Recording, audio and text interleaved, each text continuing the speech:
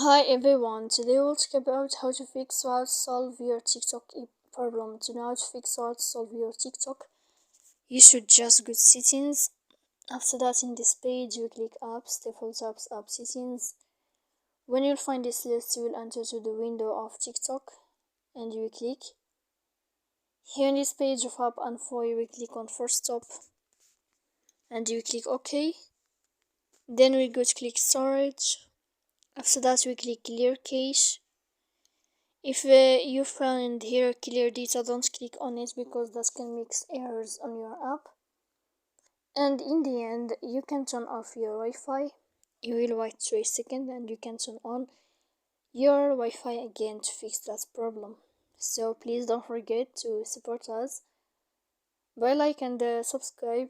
See you next time in another video, and thank you for your attention.